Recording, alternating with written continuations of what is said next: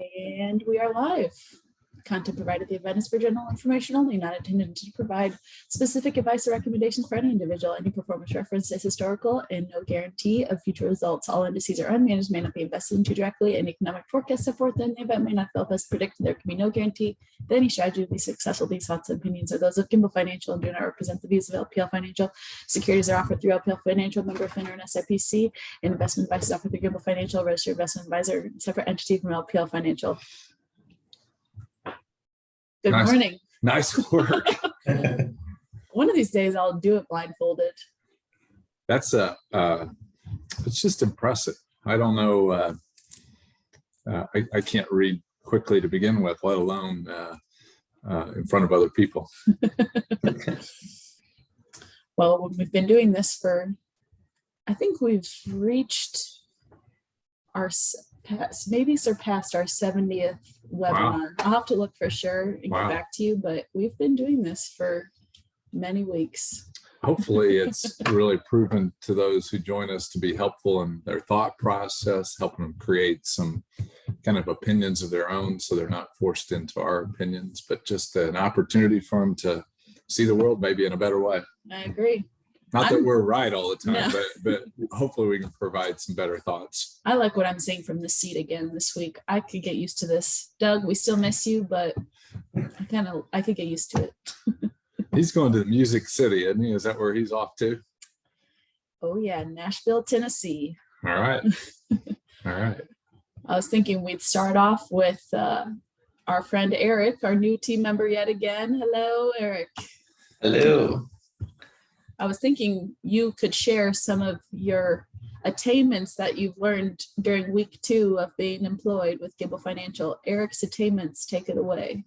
Yeah, so something I'm really big that I took away this week was, as financial advisors, we are protecting physical capital, but more importantly, we are protecting emotional and mental capital. To fully explain that is, so as like a financial advisor, we are not only just protecting your physical, your monies and being able to help maintain your portfolio, but we're protecting your emotional capacity of dealing with this very volatile market. So that was really big, taking that away and just trying to really digest and chew on that thought. It's work, Arick. Yeah. Yeah. The ultimate task of being a good investor is keeping a level mindset, acting proactively and not reactively. And sometimes when your emotions get out of whack, you can reactively make some bad decisions. So that's a good idea. Thanks, Arick. We love you jumping in on us. We love your insight, your smile, and your high energy. So it's gonna be fun to see what you attain next week. Yes. That's awesome. I think it goes to show, I think Arick kind of hit it on the head why we do this show weekly. You and Doug are constantly talking about managing people's emotions. And I think part of why we do this is to help people think through things and remain level-headed. And we try to take the emotions out, or we take the emotions for you, maybe more so. Earlier, I took them more than I should have. But we've learned to adapt better, so that's good. Yeah. What kind of other things are we talking about today? Well, I've got a laundry list. Do you want to kick off? Are you going to leave Arick staring at us? You're going to send him into the what do you call it? Into cyberspace? Peace out, Arick. Arick's good knowing you. Okay. There he goes. Did you have something you wanted to jump in on? Just quickly, we've now touched on the COVID inaccurate data 2 weeks or for 2 videos now. So this will be our second week talking about it. But after we jumped off the webinar last week, First Trust had mentioned why their information was inaccurate. And right off the top of my head, I can't remember, but essentially they put it in a lifetime odds versus a certain period of time. So they were essentially comparing apples to oranges. But that's why if you go check out why our September 17th video is gone, you can see why it was removed with one of the videos, and we touched on it a little bit last week. So again, we're just staying honest and trying to give you the most accurate data. And I love the fact that our disclaimer video, it only took us 3 times to get that out there. So as you can see today, Amanda is driving the mouse so that we have better success than in maybe the past couple of weeks. COVID's still real out there. It's an anxious thing for a lot of people. We think the data shows that there's no reason for you to be overly anxious. There are certain things you can do, and there are certain things you just can't do. But the things that we think you can do, you can pay attention to your own physical situation, manage your own kind of fitness and health activities. You can do what you want to do with the vaccination, and just live healthy out there. The noise is so confusing. I saw earlier today that maybe it was last night I saw it, that Harvard has something like 96% of the students are vaccinated and 95% of the professors are vaccinated. And they went, I think for their MBA program, they went virtual. And I don't know how that makes sense or how you go back to a normal life, because there's really not, if the vaccination isn't the thing, I don't know how you get back. And so we just want to encourage you guys to live healthy, live fully, and enjoy life to the fullest. Anything else on that, Amanda? Or I wasn't going to pull it up in a timely manner, but they do have the states in this week's COVID tracker. I saw that. The last COVID, Yeah, it was technically last Friday, but I don't know why I can't open it, but because I'm not driving. yeah, exactly.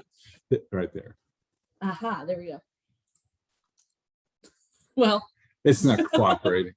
I saw it. But yeah, they had each state they had the average percentage of vaccinations. Yeah, and then some states were above it, some states were below it. So I was just going to check to see what Massachusetts was like based on your. Well, and I noticed that Indiana was on the lower end of the spectrum, but in all, it's not really that. It wasn't that big of a spread between one or the other. But we just encourage you to live life to the fullest. I think I might have to drive now. So y'all, if we lose you, it's time. You know what? After that, I trust you more than I trust myself. I go back and cover the idea of. We will need to share the screen. I'm not going to share this okay. one. Yeah, I'm just going to talk you through it. We've talked through how many total stocks are out there in the market. How many of those are below their 200-day moving average, 50-day moving average, and 21-day moving average. And again, those averages just tell you what's happening either the short, mid, or the longer term with the particular stocks or the indices. And so the low we had was a month ago, we were at 8,950 total stocks. We're up to 9,100 stocks out there. So that historically, that says that the people wanting to sell shares into their stock feel like the market's high and they can get a higher price for their shares. So that's pushed up over 9,000. Last week, we were at 9,046. We had about 50 new companies added to the exchanges, or at least to our software. Might have been more than the total exchanges. 21-day moving average, just a few weeks ago, we only had 2,600 stocks of that 91 or of that 9,000 roughly below the 21-day. As of this morning, 6,000 of the 9,000 are below the 21-day moving average. Almost 6,000 are below the 50-day moving average, and 4,000 are below roughly their 200-day moving average. And that tells you that some things are starting to curl over and form a kind of a rounding perspective of the market. And so we've taken a more cautious approach because of those things we've been pointing out, and we've moved some of our weaker performing investments out of the market into the money market. If we are down, say, 2% on an investment and the market's getting weaker, we can come back into that thing with very little cost, no cost to most of our clients in that, and then we can get back into the market when those markers look more productive and helpful for clients. So that's where the market has kind of evolved to this week. We finished the quarter. The last week of September was pretty brutal out there. And so don't be surprised when you get your statements if they're down a little bit in the next couple of weeks. That's what the market's been doling out.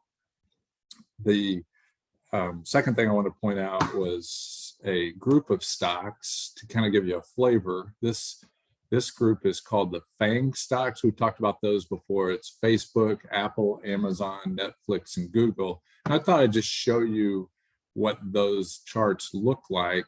Those are with the S&P 500, there's 500 stocks roughly that are in that index, and they're not, each one isn't 1/500th of the value of that index. The bigger companies have a heavier weighting, and so when you hear that it's a weighted index, it just means that all aren't treated equally. These FANG stocks have a heavier weighting. They're probably 30%. I should have looked that up before we got on the air, but they're probably 30% of the market value of that S&P 500. So just looking at what they're doing will give us a pretty good glimpse of the market activity. And now that Amanda's not driving, I'm struggling to find where I had those. So just give me 1 second here.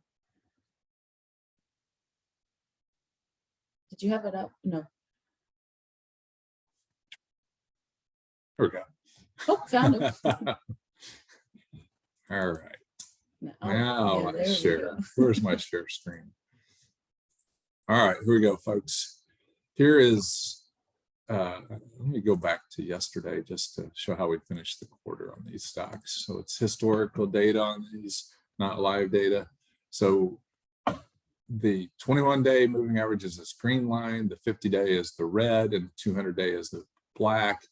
And you can see how we came across this 200-day moving average with Facebook. That's the F and the FANG. And so right here, this is where it broke through that 50-day and started getting weaker. And you can see each of these last 3 days right here, each line is a range or a spread of what the price traded during that day. And each of the last 3 days, the finish line is the kind of the crossbar across that. In each of those days, you can see where it's finished at near the low of the day. So Facebook's definitely got a change in character, and it's trending downward here from this trend that we had started back earlier this year. It's something will cause it, theoretically, something will cause it. There's no guarantee to slow down at some point and start around or curl back up. Maybe it'll be this 200-day moving average, which is in the 320-ish kind of range. There's no guarantees. Like we can't, when Arick defined, what he was learning, we don't protect your capital. We help you make decisions to guard yourself, Right. and you have to guard your psychological capital too. And I was listening to kind of a podcast that was a pep talk this morning, telling you where you set your mind will affect your mindset, and that's a big deal. We encourage you all the time not to watch the news all the time because it'll take you right down the toilet. So they're good at that. Yeah. So here's the Apple. And again, you can see that it basically just through the month of September has been trending downwards. We go to the next one is Amazon. You can see it's been a little bit longer downward trend on it. And Netflix has been kind of those FANG stocks. It just actually, it was having problems all the way through this year and even in last year, where you can kind of see it zigzag, not zigzag. I like that though. Zigzag. I was thinking seesaw. And so here you go. That's Netflix kind of. A lot of zigging and zagging. Yeah, that's not one that's a really easy one to hold in a portfolio, but it's one of the ones that's been able to hold its value a little bit here in the last few weeks. And then Google has held a little bit stronger. And it's had a huge run here, and it broke through this week, the 50-day moving average as well. So if you've got holdings that are in the S&P 500, those things probably on any statements, whether it's ones from us or from your 401k, they're going to be trending down on this September statement. So that just thought I'd give you an update on the FANG stocks and how that might look as you go through this year, through the end of this year anyway. And we usually, towards the end of the third quarter, is that a pretty normal thing to see? The summer months, usually you'll see some declines. Let me see if I can show you this. Okay, back to share. So here's a picture of the NASDAQ index. And so here is kind of transitioning from the winter to the springtime, and then summer would be about right in here. And normally what you see is the markets have more volume, more people buying and selling stocks coming out of the fall into the winter, and then it starts tailing off, and then you have kind of a lower volume summertime months. So you see kind of people coming back into the markets one way or the other through that. So those summer months a lot of times can prove to be pretty challenging for investors, and September, October are traditionally kind of anxious months for people. I think there's some psychology in that if you go back and look at historical dates, a lot of those historical dates happened in October. So like October 1987, the market dropped 22% in a single day. And then in, I think it was, I'm going from memory, around October in 1929, there were 2 days that dropped about the same percentage, total percentage, into the 22-23% range. And those happened in October. And so the psychology would be that somebody would take, they would get spooked out of the market, they'd sell out, take all their money and put it in the bank and in certificates of deposits. Maybe they'd lock them up for a year or two at a time. And then they may get brave a few years later when their emotions aren't, and then plop that money back in the market in the October timeframe. So that's part of the psychology. But Octobers tend to be an anxious time for people in the markets. And if you have any anxiousness that pops up in your world, don't be hesitant to give us a call so we can respond to your situation. Next thing I was going to talk about was the Federal Reserve. The Federal Reserve. That's not your fault. That is the, I'll take it. Oh, there we go. Here, I'm going to quit driving. The Federal Reserve, you'll hear a lot of discussion about the Federal Reserve, and I don't really know all of what's real and what's not real with the Federal Reserve, but the Federal Reserve is empowered to control the money supply, and they can do things that affect and impact the economy. Last week, they announced they were going to hold interest rates close to zero, and also the likelihood that we would have an increase in interest rates in 2022. Normally, an increase in interest rates is difficult on the markets because people are trying to protect their capital, and they are going in and out based on where they think their capital is the safest place to put it. So the Federal Reserve, if they're going to increase rates in 2022, what's going to happen is people are going to be looking at that and trying to decide whether the risk of having money in the markets is worth the risk of having it in something like the U.S. Treasury or certificate of deposit. It's still a year out, so there's probably no immediate urgency for anybody to do anything about that. But I thought also, as we were talking about that, I'd say the three major ways that the Federal Reserve kind of tweaks the cash flow that's in the economy. One is the Fed funds rate, and that Fed funds rate is currently around zero. What that rate is it's the rate that member banks of the Federal Reserve will lend money to each other. Okay. Which is kind of weird because maybe I would loan you money for 0%. Amanda, I love you, but I don't know how many people I would lend money to for 0%, but that's what I'm good for it. Yeah, trust me. So that's what the Fed funds rate is. It's the rate, the overnight rate that banks will loan money to one another. The discount rate, that's the rate if you want to borrow money from the Federal Reserve, what the Federal Reserve will lend money to the member banks for. So there's, if you were a bank and you needed some, short-term money, you would kind of compare what the Federal Reserve is going to lend you money for versus another member bank. That's what the discount rate, how it relates to the Fed funds. And then another way they can affect the currency that's out there is increase the reserve requirements those member banks have. The lower the reserve requirements are that they have to have, a reserve requirement says I have to have this much money for this many liabilities. So the lower the reserve requirement is, the more money that's flowing in the economy. If the Federal Reserve thinks there's too much inflation in the economy, they start tightening up that number and increase the requirement that has to be in the bank physically to cover the outstanding liabilities. And that's when it becomes harder and harder for people to borrow money. And then all of a sudden it chokes off the liquidity or the free money flowing through the economy. And that's a lot of times that's when you'll see the economy begin to retract or have a recession. And so that's your Fed Funds 101 in what, 3 minutes or less? I think that covered some of my CE. Can we all confirm that? See if I can.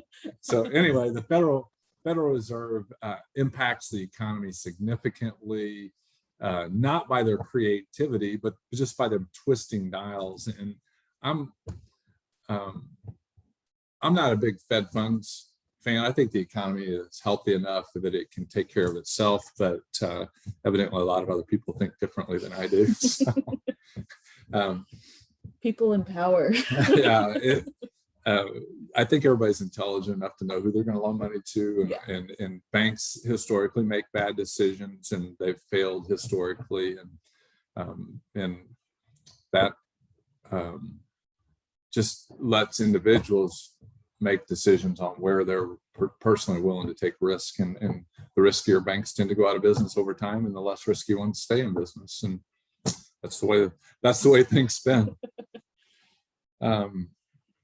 I had a couple more things. Anything else on the top of your head you want to throw out there today? No? Gosh, that just felt a little bit pressure, but So, I had nothing. I didn't make you tell about your most embarrassing moment. Oh boy. This could be one. Again. I was looking over my property and casualty insurance last week, which sounds like a really, that's yeah. riveting. That's what I was Gosh, I don't know. I didn't bring you into that review and let you enjoy that. And one of our friends, Randy, was in property and casualty insurance, and so I think he was a former general, and he's let me hear about the mistakes that I might be making according to his opinion. But I thought I'd throw out, as you're thinking about your financial planning ideas, some ideas to look at on your homeowner's insurance. And these ideas are probably something we've mentioned to you in the past, but if you haven't done these things, I'd encourage you to reconsider them. If you don't have an umbrella policy in place and you have some wealth, say maybe you've got $500,000 or more. I'm not a property and casualty licensed person, so you need to talk to your insurance agent yourself. But I would say at $500,000, you probably need to start thinking about what an umbrella policy is and how it affects you and how it might protect you. I was in a bad car wreck 25 years ago. I had an umbrella policy, had liability insurance on my car, and I got a call one day from the attorney representing the insurance company, and he said, Keith, we're going to go to mediation tomorrow. If this doesn't settle in mediation, I'm going to recommend you hire private counsel to represent you. And I was taking a nap, my eyes got this big, and I said, so my underlying policy had $500,000 of coverage, liability coverage, and my umbrella had $1 million. And so I said, so you think this could settle for $1.5 million? And he's saying it might. And so that drug on for months. But what it did do is it protected me from worrying about the cost of what that might do. And an umbrella policy, the more wealth you have, the less expensive it is relative to your wealth to protect what you worked hard for. So look to whether or not you need an umbrella policy. If you have valuables, like if you have jewelry, gold, precious metals, things like that, he mentioned like guns, collectibles, things like those. If those aren't scheduled on your homeowner's insurance and you'd have a fire or break-in or something like that, those assets will lose. You just won't be covered for those assets. And so a scheduled item requires a variety of things depending on your insurance company. I was just looking at some jewelry that Connie had and went and got appraisals after that conversation so that we would have a value of what that ring or that bracelet was worth and add it to the policy for a nominal amount. So if she would lose that, or Yeah. if somebody break in and steal it, that's scheduled. And then lastly, you can use something like this, that your cell phone, and Amanda would have to help me through this process, but you would push the camera button and put it to video, and then just walk around your house slowly and talk through what you see and inventory your house. Should hopefully nobody will have a house fire or anything like that, but to get coverage or recover the value, there's things you'll just forget about. And particularly if you walk through your clothes closet and you say, well, maybe I had 10, 20 shirts or whatever you had, and socks or shoes. If you have that video and something like that happens, you can get coverage on everything rather than just trying to remember what you had in that closet. So that's what I was thinking about, the property and casualty coverage for folks with their financial plan. I'm jotting notes for personal and compliance reasons. Well, but mainly personal. I mean, that was no, key it's to take home. it is accumulating wealth is one thing, keeping it is another. Yeah. There's the more you have, the more people want to get what you have, Right. and so there's a lot of risk beyond just market risk out there. There's maybe another time we can talk about security risk, not only with like home security, but also with your computer security. And also, one of the things we've talked about in some of the anchors is that as you get older, your cognitive skills a lot of times will decline at some level. And there's risk even with that, because there's a lot of telephone scams that go on today that seem clear and simple that that's not a scam to me today, but 10 years from now, 15 years, 20 years, I might not be able to discern that. And we've had some horror stories on those situations. So maybe we'll talk about that next week. Yeah. I think we're approaching the deadline, hopefully, of our time today. Hopefully Douglas will join us next week. I sure hope so. We miss you, Doug. And just to Keith's last point of tying it back to what Arick talked about earlier today, of just we want to help you through those processes. And again, this is why we suggest these things and recommend these things. Absolutely. I think my last thought of the day was a activity for the weekend. It's a Netflix video. Oh yeah. Netflix. I don't know if you got Netflix. This is worth it, but it is called The Last Blockbuster. How's that for a kick in the shins? Netflix has a Netflix show about the last blockbuster.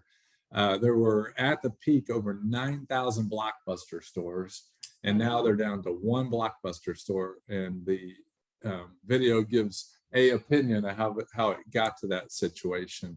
And probably one of the things as investors you can take away is that if you had been living in the 1980s and standing in line at Blockbuster with your stack of videos or whatever you were doing, it would have been very difficult for you to perceive that Blockbuster would be down to one store today. And so it goes back to something we've said all along, is that all stocks are speculative. And so there's risk out there, even in things that don't even seem risky, but we'll help you try to think through those risks and make educated decisions. That's awesome. Well, Amanda, have a great weekend. It's raining. I'll watch it again, but I've watched it once. I could be that bored. All right. Y'all have a great day and hope to see you soon. Thanks.